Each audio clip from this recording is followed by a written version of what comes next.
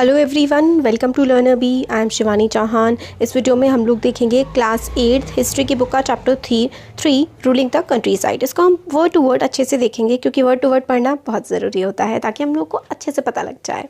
तो सबसे पहले ये जो इमेज है इसमें देखिए रॉबर्ट क्लाइव है। रॉबर्ट क्लाइव के बारे में हम लोगों ने इससे पहले के चैप्टर्स में भी देखा था। रॉबर्ट क्लाइव जो है गवर्नर जनरल थे किसके? बंगाल के। Robert Clive accepting the diwani of Bengal, Bihar and Orissa from the Mughal ruler in 1765। 1765 पे ये मुगल रूलर से क्या कर रहे हैं? दीवानी राइट्स ले रहे हैं। मतलब दीवानी राइट्स क्या थे? कर इकट्ठा करने का अधिकार।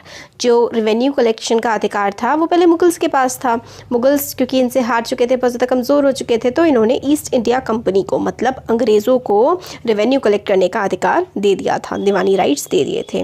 The company becomes the diwan on 12 अगस्त 1795। 12 अगस्त 1795 को जो मुग़ल एम्परर थे उन्होंने ईस्ट इंडिया कंपनी को दीवान जो था ना बंगाल का वो अपॉइंट कर दिया था। एक्चुअल इवेंट जो थी वो रॉबर्ट क्लाइव के टेंट में हुई थी। तो देखिए जो एक्चुअल इवेंट थी वो तो रॉबर्ट क्लाइव के टेंट में हुई थी जिसमें बहुत ही कम इंग्लिशमैन थे और कुछ इंडियन विटनेस थे। ये पेंटिंग जो है हमें दिखाती है इस इवेंट के बारे में कि ये इवेंट कितना बड़ा ओकेजन रहा होगा कि जो नवाब है वो अब दीवानी राइट्स अपने सारे के सारे ईस्ट इंडिया कंपनी जो है उसके रिप्रेजेंटेटिव रॉबर्ट क्लाइव को दे रहा है। The grant of Deewani clearly was one such event in the British imagination. बहुत ही बड़ा मेमोरेबल इवेंट रहा होगा क्लाइव की लाइफ में भी, रॉबर्ट क्लाइव की लाइफ में भी, और ईस्ट इंडिया कंपनी के लिए, अंग्रेज़ों के आगे ग्रोथ के लिए भी बहुत ही ज़्यादा इंपॉर्टेंट टाइम था। Diwani as diwan the company became the chief financial administrator of the territory under its control. जब वो दीवान बन गए तो सारा का सारा पैसे से रिलेटेड जो चीज़ें हैं बंगाल की इनके ही हाथ में आ गई, अंग्रेज़ों के हाथ में। और अब इनको now it had to think of administering the land and organising its revenue resources. अब उनके हाथ में जब पैसे इकट्ठा करने का अधिकार आ गया तो उन्होंने ये सोचा कि किस तरीके से अच्छी तरीके से ऑर्गेनाइज किया जाए और ये जो रिसोर्सेज हैं और ये जो रेवेन्यू है इसको अपने हाथों में लिया जाए। This had to be done in a way that could yield enough revenue to meet the growing expenses of the company। तो इसको हमें इस तरीके से करना होगा जिससे जो रेवेन्यू है ना वो और भी ज़्यादा अच्छे से जनरेट हो पाए, मतलब ज़्यादा से ज़्यादा कंपनी कमा पाए। मेन इनका ये था ताकि वो अपने जो खर्चे हैं कंपनी के वो सारे निकाल पाए। Trading company had also to ensure that it could buy the products it needed and sell what it wanted. अब इसको ट्रेडिंग कंपनी को ये भी इंश्योर करना था कि जिसको खरीदने की इनको ज़रूरत है वो आराम से खरीद पाए और जो बेचना है वो आराम से बेच पाए। अब हर चीज़ के लिए इनके पास पैसा आ गया था। Over the years, company also learned that it had to move with some caution। इतने सालों में क्योंकि ये लोग तो 1600s के टाइम पे आ गए थे, दीवानी राइट इनको कब मिले? 1775 के टाइम पर, है ना। बस इनको इतने सालों में 150 से ज़्यादा साल इन्हें हमारे देश में हो चुके थे तो इनको समझ में आ गया था कि हम लोगों को बहुत ही एहतियात बरत के बहुत ही अच्छे से अपने कदम को आगे बढ़ाना पड़ेगा।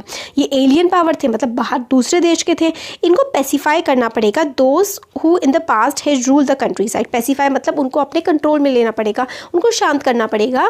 जो पहले मतलब इस देश के, हमारे देश के लोग ही पहले हमारे देश पर राज कर रहे थे, अब ये अंग्रेज़ बाहर से आए थे तो इन्होंने समझ गए थे इस बात को कि हमें लोगों को कंट्रोल करने के लिए पहले इनके राजाओं को कंट्रोल करना पड़ेगा और हम वैसी अथॉरिटी और प्रेस्टीज, इज्जत और हर चीज़ अपने पास भी हम कमा पाएँ, रख पाएँ। Those who had held local power had to be controlled but they could not be entirely eliminated. अब इनको समझ में आ गया कि जो लोग लोकल पावर कंट्रोल कर रहे हैं ना, जिनके हाथ में लोकल पावर है, उनको हमें अपने अंडर में लेना होगा मगर उन्हें हटाना नहीं होगा क्योंकि उनको हटा देंगे तो जो लोग हैं वो समझेंगे कि भाई ये गोरी चमड़ी के लोग, मतलब कि ये अलग से दिखने वाले बाहर से आए हुए लोग ये हम पे क्यों राज कर रहे हैं, ये हमसे क्यों चीज़ें ले रहे हैं। तो इसलिए अंग्रेज़ों ने लोकल लेवल पे जो लोग थे ना, जो हेड हुआ करते थे, उनको अपने अंडर में ले लिया कि भाई तुम रेवेन्यू इकट्ठा करके हमें प्रोवाइड करोगे। बट ये किस तरीके से किया गया इस चैप्टर में हम लोग देखेंगे कि कंपनी किस तरीके से कॉलोनाइज़ किया। कॉलोनाइज़ मतलब गुलाम बनाया कंट्री साइड को, गाँव को किस तरीके से गुलाम बनाया गया। जो रेवेन्यू रिसोर्सेज हैं, जो इनके कर इकट्ठा करने के तरीके जिससे ये पैसा कमा सके, वो चीज़ें कैसे अरेंज करी गई। Redefine the rights of people, लोगों के राइट्स को रीडिफाइन किया गया कि अच्छा ये तुम्हारे हक हैं, पहले थे हमें नहीं मतलब है उससे, अब क्या है और अब आने वाले टाइम में क्या होंगे हमारे अंडर में, ये सब कुछ डिफाइन किया गया दोबारा से। And produce the crops it wanted, और कौन कौन सी फसलें उगवाना चाहती थी जो कंपनी यहाँ पर ईस्ट इंडिया कंपनी, अंग्रेज़ जो फसल उगवाना चाहते थे वो फसल भी उगवा पाए। इस चैप्टर में हम देखेंगे कि वो नील की खेती करवाना चाहते थे, और हमारे देश के लोग तो अपने दाल चावल और ये सब उगाना चाहते थे, है ना। देखते हैं अब आगे आता है revenue for the country, country नहीं, revenue for the company East India Company अंग्रेज। तो कंपनी जो है वो अब दीवान बन चुकी थी, बट इसको खुद फिर भी देखना था primary as a trader. Starting में ये दीवान बन गई, पैसे इकट्ठे कर रही थी, बट ये रूलर नहीं बनना चाहते थे, राजा नहीं बनना चाहते थे। तभी सोचते थे कि हम लोग पैसा इकट्ठा करते रहे, अपना व्यापार करते रहे। इस तरीके से चीज़ें चलती रहीं।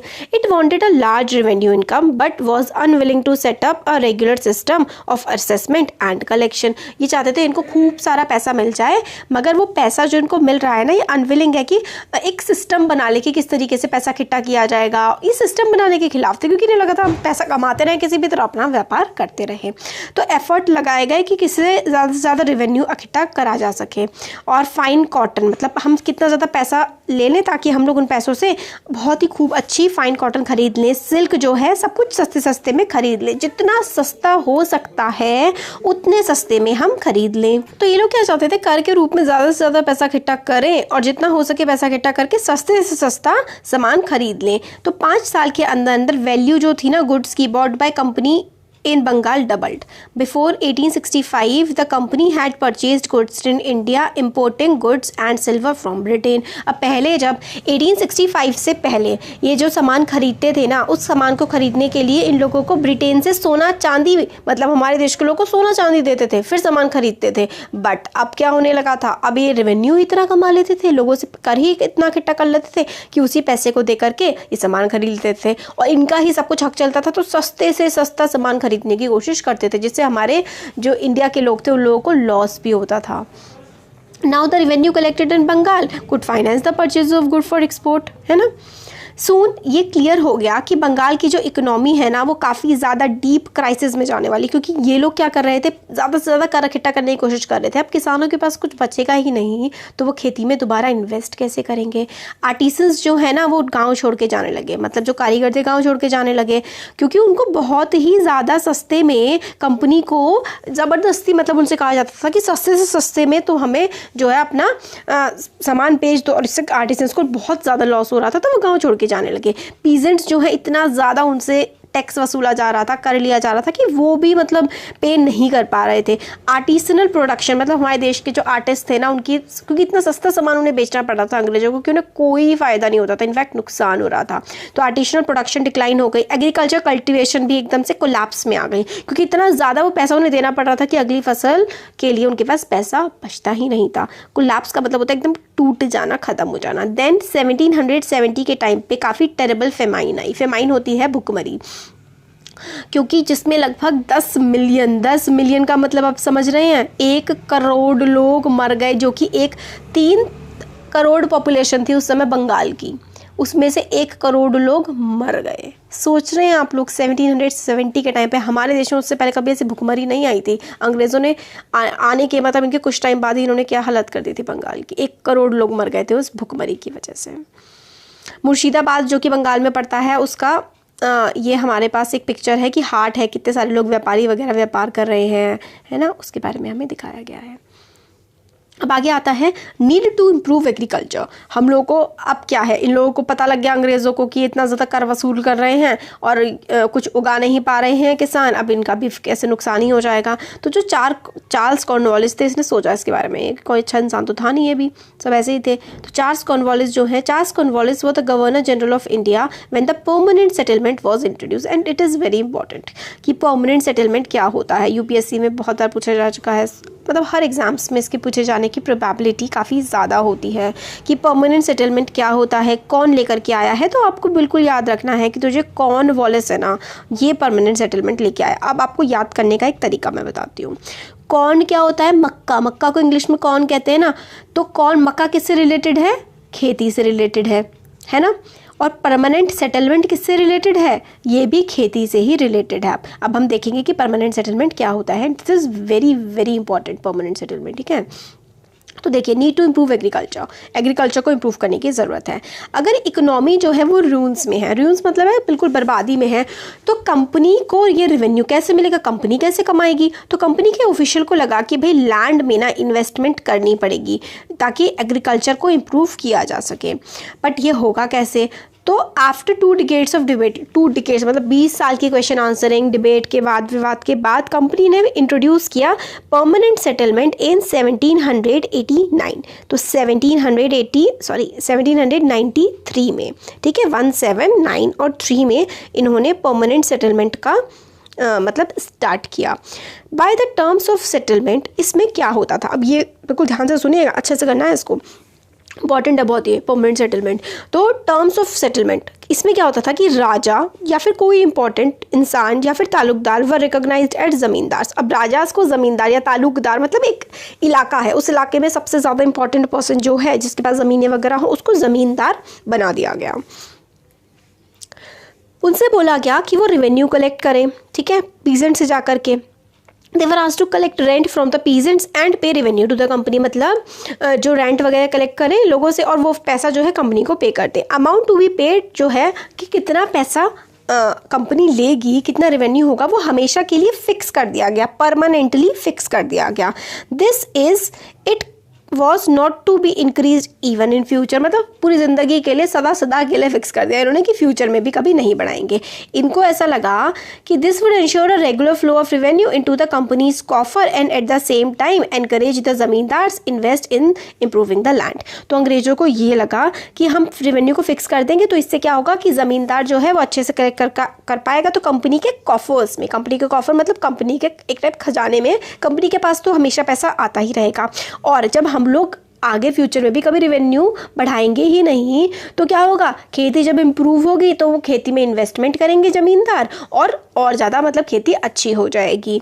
तो इससे क्या हुआ, since revenue demand of the state would not be increase, क्योंकि रेवेन्यू डिमांड स्टेट इंक्रीज नहीं करेगा तो ज़मींदार को बेनिफिट होगा और वो लैंड के प्रोडक्शन में जो है अपना इन्वेस्टमेंट कर देगा, ऐसा कंपनी ने सोचा था। बट प्रॉब्लम क्या थी, परमानेंट सेटलमेंट ने बहुत ज़्यादा दिक्कतें खड़ी कर दी थी, क्योंकि कंपनी ऑफिशियल्स को पता लगा कि ज़मींदार were not in fact investing in the improvement of land. ज़मींदार जो है इन्वेस्टमेंट में मतलब कोई भी इन्वेस्टमेंट कर ही नहीं रहे हैं ज़मीन में, चाहे वो रेवेन्यू कंपनी कम ले रही है या कम नहीं ले रही थी, अभी हम देखेंगे, चाहे रेवेन्यू फिक्स है मगर इन्वेस्टमेंट नहीं करे ज़मींदार फिर भी, क्योंकि रेवेन्यू जो कि फिक्स किया गया था ना वो इतना ज़्यादा था कि ज़मींदार रेवेन्यू ही नहीं पे कर पाते थे। अगर आप 100 रुपये कमा रहे हैं और 80 रुपये आप टैक्स ले रहे हैं, चाहे वो पूरी ज़िंदगी के लिए 80 रुपये है, फिर भी भाई वो 80 रुपये देना भी तो कितना मुश्किल हो जाएगा, आप अपने खर्चे कहाँ से निकालोगे। इसी तरीके की कंडीशन कर रखी थी कि रेवेन्यू जो इन्होंने बनाया था ना, फिक्स करा था, वो इतना ज़्यादा हाई था कि ज़मींदार ही उसे पे नहीं कर पा रहे थे। और कोई ज़मींदार जो है अगर रेवेन्यू पे नहीं कर पाता था तो उसकी ज़मींदारी खो जाती थी, उसकी ज़मींदारी उसे छीन लेते थे। काफ़ी सारे ज़मींदार्स को मतलब ऑक्शन होता था, बोली लगाई जाती थी कि अच्छा कौन सा ज़मींदार इस वाली ज़मीन को, इस वाले इलाके को कितने में खरीद सकता है ना। तो इस तरीके की बोली लगाई जाती थी और जो ज़मींदार पैसा मतलब रेवेन्यू कलेक्ट करके अंग्रेज़ों को नहीं दे पाता था उसकी ज़मीन की बोली लगवा देते थे ये लोग, तो उसका ज़मींदारी राइट हट जाता था। भाई फर्स्ट डिकेड मतलब स्टार्टिंग के जो 10 साल थे ना 19th सेंचुरी के, उसमें सिचुएशन में बदलाव आया। प्राइजेस जो थे ना वो मार्केट में बढ़ने लगे और कल्टीवेशन मतलब खेती जो है वो धीरे धीरे एक्सपैंड करने लगी। इसका मतलब हुआ कि ज़मींदारों की इनकम बढ़ने लगी मगर कंपनी का कोई भी गेन नहीं हुआ, सिंस क्योंकि वो अपना रेवेन्यू को नहीं बढ़ा सकती थी और उसको फिक्स कर दिया था। मतलब धीरे धीरे क्या हुआ कि एग्रीकल्चर के प्राइस बढ़ने लगे तो ज़मींदारों को तो फ़ायदा होने लगा मगर कंपनी जो है वो रेट नहीं बढ़ा सकती थी। अब कंपनी को टेंशन हो गई कि भाई इन्हें फ़ायदा हो रहा है, हमें फ़ायदा नहीं हो रहा। इवन ज़मींदार बढ़े हुए फ़ायदे के बाद भी लैंड में इतना ज़्यादा लैंड में इंटरेस्ट नहीं लगते थे इम्प्रूवमेंट उसमें लाने के लिए।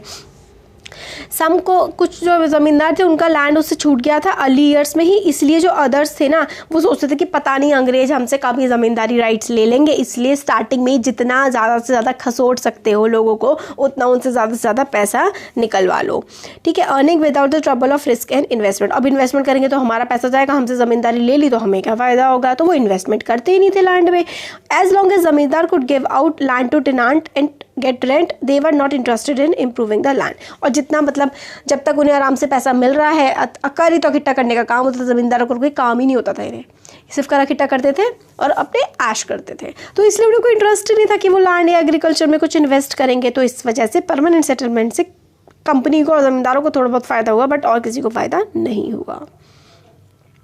तो ये अच्छी नहीं रही ये वाली टेक्निक। तो on the other hand villages में जो कल्टीवेटर थे वो एक्सट्रीमली ऑप्रेसिव मानते थे, उनके साथ बहुत ही ज़्यादा अत्याचार हो रहा था। रेंट जो था ना, जो पैसे देने होते थे ज़मींदार को, बहुत ही ज़्यादा हाई होते थे। और उनका मतलब ज़मीन का तुम पैसा पे कर रहे हो मगर वो ज़मीन भी तुम्हारी नहीं है, वो ज़मीन तुम्हारी अपनी नहीं है। तुम देख रहे हो कि इस ज़मीन पे से तुम कर भी दे रहे हो, और अगर एक बार तुमने कुछ टाइम तक कर नहीं दिया तो इस ज़मीन से तुम्हें हटा देंगे। जो ज़मीन, जो घर तुम्हारा सदियों से है, मतलब तुम्हारी जनरेशन से जनरेशन में जो ज़मीन तुम्हारी चली आ रही है, वो तुम रेवेन्यू नहीं पे करोगे तो वो तुमसे छीन ली जाएगी। तो बहुत ही ज़्यादा टॉर्चरिंग था ये किसानों के लिए भी। टू पे द रेंट दे हैड, उनको रेंट पे करने के लिए लोन लेना पड़ता था मनी लेंडर से, और जब वो लोन नहीं चुका पाते थे तो उनके लैंड से उनको क्या कर दिया जाता था, बेदखल कर दिया जाता था, उनको निकाल दिया जाता था। अब ये सिस्टम तो भाई चला नहीं, तो एक नया सिस्टम बनाने की कोशिश गई। तो अर्ली 19th सेंचुरी में मैनी ऑफ द कंपनी जो ऑफिशियल्स थे उन्होंने कन्विंस हो गए थे कि जो रेवेन्यू है ना वो had to be changed again. ये सिस्टम ऑफ रेवेन्यू जो है ना परमानेंट वाला, जो कॉर्नवालिस लेकर के आया था, जो 1700, आप बताएंगे कमेंट सेक्शन में कि कौन से ईयर में था, ठीक है। तो ये लाया गया था, बट काम तो इससे चल नहीं रहा था, तो कुछ ना कुछ तो बदलाव किए जाने हमें पड़ेंगे। हाउ कुड रेवेन्यू भी fix permanently at a time, revenue कैसे हम लोग परमानेंटली फिक्स कर सकते हैं। कंपनी को ज़्यादा पैसा चाहिए क्योंकि उसको एडमिनिस्ट्रेशन करना है, ट्रेड करना है, कंपनी को पैसा चाहिए तो कंपनी रेवेन्यू भी ज़्यादा लेगी, चाहे लोग भूखे मरे चाहे कुछ हो, हमें तो पैसा ज़्यादा चाहिए, कंपनी तो ऐसी ही थी। तो ये वाला जो परमानेंट सेटलमेंट सिस्टम था ये बंगाल वाले रीजन में चलाया, बट सक्सेसफुल इतना नहीं रहा। तो north western provinces of Bengal, north मतलब ये वाला बंगाल है, बंगाल के जो नॉर्थ वेस्ट में थी यानी कि यूपी, ठीक है। इसमें एक और इंग्लिशमैन थे, हॉल्ट मैकेंजी, ये भी इंपॉर्टेंट है अब आपके लिए। परमानेंट सेटलमेंट हो गया आपका, कॉर्नवालिस ने स्टार्ट किया है। अब ये नेक्स्ट आता है उत्तर प्रदेश वाले रीजन में, जो मैकेंजी था ना, हॉल्ट मैकेंजी, तो इसने एक नया सिस्टम डिवाइस किया जिसको 1822 में जो है इम्प्लीमेंट किया गया। 1822 में एक नया सिस्टम आया जो कि हॉल्ट मैकेंजी लाया, ठीक है। उसको लगा कि विलेज जो है ना, जो गांव है, वो काफ़ी इंपॉर्टेंट सोशल इंस्टीट्यूशन है इंडियन सोसाइटी में, और इसको प्रिजर्व करके रखना पड़ेगा। मतलब गांव जो है उसकी काफ़ी ज़्यादा इंपॉर्टेंस है लोगों की ज़िंदगी में। उसकी डायरेक्शन के अंदर जो कलेक्टर्स थे ना, वो गाँव से गाँव जाते थे। हॉल्ट मैकेंजी ने कहा कि जो कलेक्टर्स हैं, मतलब रेवेन्यू कलेक्ट करने वाले लोग हैं, वो अलग अलग गांव जाएंगे, लैंड को इंस्पेक्ट करेंगे, मतलब ज़मीन देखेंगे कि ज़मीन कैसी है और फील्ड कितने बड़े बड़े हैं, और रिकॉर्ड करेंगे कस्टम और ट्रेडिशंस जो थे, मतलब किस तरीके से जो अलग अलग ग्रुप काम करते हैं। फिर रेवेन्यू एस्टिमेट किया जाएगा प्लॉट का within a village and was added up to calculate the revenue that each village को ना मंडल कहा गया, विलेज हैड टू पे। तो मतलब पूरे विलेज को ना अलग अलग पार्ट्स में जैसे इन्होंने डिवाइड कर दिया कि किसके पास कितना लैंड है और कितने लैंड से कितना रेवेन्यू आ सकता है, वो भी इन्होंने कैलकुलेट कर लिया। फिर उस सारे रेवेन्यू को इन्होंने पूरे के पूरे गांव के रेवेन्यू को इन्होंने ऐड कर दिया। ऐड करने के बाद फिर वो टोटल रेवेन्यू निकला। और ये जो गांव होता था ना, इसको महल कहा जाता था, ठीक है, गांव को महल कहा जाता था। डिमांड वॉज रिवाइज पीरियोडिकली, अब डिमांड फिक्स नहीं होगी, रेवेन्यू बढ़ता रहेगा टाइम के साथ साथ, परमानेंटली फिक्स नहीं होगी। अब चार्ज जो था ना कलेक्ट करने का रेवेन्यू को, वो paying at to company was given to village headman. तो गांव का जो सबसे इंपॉर्टेंट पर्सन था ना, उसके पास चार्ज था कि वो रेवेन्यू कलेक्ट करेगा और कंपनी को देगा, ज़मींदार ये नहीं करेगा। तो ये जो सिस्टम था ना, जिसमें ज़मींदार रेवेन्यू नहीं कलेक्ट करेगा, विलेज का जो हेड है वो रेवेन्यू कलेक्ट करेगा, विलेज हेडमैन, इसी सिस्टम को महलवारी सिस्टम कहा गया। अब ये इंपॉर्टेंट है, देखिए महल में भी एम आता है और मैकेंजी में भी क्या आता है, एम आता है। तो लॉर्ड मैकेंजी ने, ये देखिए हॉल्ट मैकेंजी जो था, इसने स्टार्ट किया था ये सिस्टम 1822 में, और इस सिस्टम का क्या नाम था, इस सिस्टम का नाम था महलवारी सिस्टम। इससे पहले वाला जो परमानेंट सेटलमेंट सिस्टम था उसको हम लोग ज़मींदारी सिस्टम भी कह सकते हैं। क्यों? क्योंकि ज़मींदार लेके आता था रेवेन्यू कलेक्ट करके। और वो किसने स्टार्ट किया था, लॉर्ड कॉर्नवालिस ने स्टार्ट किया था। ये हॉल्ट मैकेंजी ने स्टार्ट किया है महलवारी सिस्टम उत्तर प्रदेश वाले रीजन में। एक और सिस्टम आता है, वो किया था मुनरो ने, ठीक है। तो जो ब्रिटिश टेरिटरी थी साउथ में, अब ये वाला जो मुनरो वाला सिस्टम था ना, ये हमारे देश के सदर्न पार्ट में, सदर्न इंडिया में लगाया गया। अब ब्रिटिश टेरिटरी जो कि साउथ में थी, was a similar move away from the idea of permanent settlement. Permanent settlement इनको भी नहीं पसंद आया, तो इन्होंने एक नया सिस्टम डिवाइस किया जिसको रियोतवारी सिस्टम कहा जाता है। तो रियोतवारी किसने करा था? रियोतवारी हमारा मुनरो सिस्टम था। It was tried on a small scale, बड़े स्केल पे मुनरो ने किया, बट स्मॉल स्केल पे कैप्टन अलेक्जेंडर रीड, तो जो रीड था ना उसने स्मॉल स्केल पे इस मुनरो सिस्टम को इम्प्लीमेंट करा था, है ना।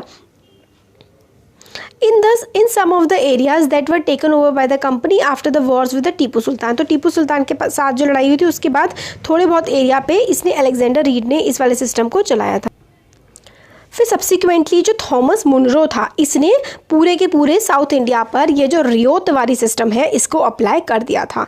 अब रीड और मुनरो को ये लगा कि साउथ इंडिया में कोई ज़मींदार तो है नहीं, कोई विलेज हेडमैन है जो ज़मींदार है और उससे सारा का सारा रेवेन्यू कलेक्ट करवा लो, ऐसा तो था नहीं।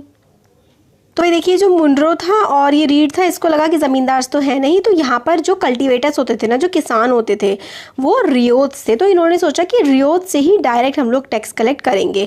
Who tilde the land for generation, जो सदियों से जनरेशन्स थे, कई अपनी पीढ़ियों से जो लैंड को टिल्ड करके आ रहे हैं, जो जुताई करते आ रहे हैं अपने लैंड पे, उनको रियोत कहा जाता था। उनके फील्ड को केयरफुली इन्होंने इंस्पेक्ट किया, मेजर किया और रिवेन्यू असेसमेंट किया गया कि भाई इससे इतना रिवेन्यू आ सकता है।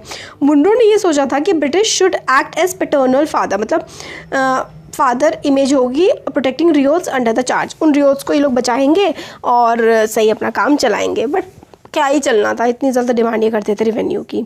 तो विद इन फ्यू ईयर्स, कुछ सालों में ही नया सिस्टम जो था ना, जो कि इम्पोज किया गया था, वो समझ में आ गया कि ये सही नहीं है, कि ज़्यादा से ज़्यादा ये लोग इनकम कमाना चाहते थे। अंग्रेज़ थे, बहुत ज़्यादा लैंड रेवेन्यू लोग लिया करते थे, इतना ज़्यादा हाई डिमांड थी कि पीजेंट्स पे नहीं कर पाए और जो रियोत है ना वो अपने गाँव वाँव छोड़ करके भागने लगे। तो गाँव के गाँव खाली हो गए थे इस रियोतवारी सिस्टम की वजह से। ऑप्टिमिस्टिक ऑफिशियल्स जो थे, जो बहुत ज़्यादा पॉजिटिव ऑफिशियल थे, वो सोचते थे कि एक नया सिस्टम जो है ट्रांसफॉर्म कर देगा पीजेंट्स को रिच फार्मर्स, बट ये हो नहीं पाया, क्योंकि कैसे ट्रांसफॉर्म कर देगा रिच फार्मर्स में यार, तुम इतना ज़्यादा रेवेन्यू तो उनसे सारा ले ही ले रहे हो। अब नेक्स्ट आता है क्रॉप्स फॉर यूरोप। तो यूरोप के लिए कुछ क्रॉप्स हैं, उसके बारे में भी थोड़ा देख लेते हैं, या फिर नेक्स्ट वीडियो में देखिए, क्योंकि क्रॉप्स फॉर यूरोप ये बिल्कुल एक अलग टॉपिक है। इससे पहले हमने इस वीडियो में हम लोगों ने 3 सिस्टम में परमानेंट सेटलमेंट के बारे में देखा, फिर हम लोगों ने महलवारी के बारे में देखा और फिर हम लोगों ने रियोतवारी के बारे में देखा। परमानेंट कॉर्नवालिस ने स्टार्ट किया था, महलवारी मैकेंजे ने स्टार्ट किया था और रियोतवारी किसने किया था? मुनरो और रीड ने, मुनरो एंड रीड। ठीक है, तो ये चीज़ें याद रखनी हमें बहुत ज़रूरी है। ये साउथ इंडिया में हुआ था, ये यूपी वाले रीजन में हुआ था और ये बंगाल वाले रीजन में स्टार्ट किया गया था। अब आगे के वीडियोस में हम लोग देखेंगे कि किस तरीके से जो क्रॉप्स वगैरह हैं उनको यूज़ किया गया, कौन कौन सी क्रॉप उगाई गई। तो अब नेक्स्ट वीडियो में वो हम देखेंगे। तो कैसा लगा वीडियो ज़रूर बताइए, अच्छा लगा तो लाइक करिए, चैनल को सब्सक्राइब करिए, अपने फ्रेंड्स के साथ शेयर करिए। Thank you.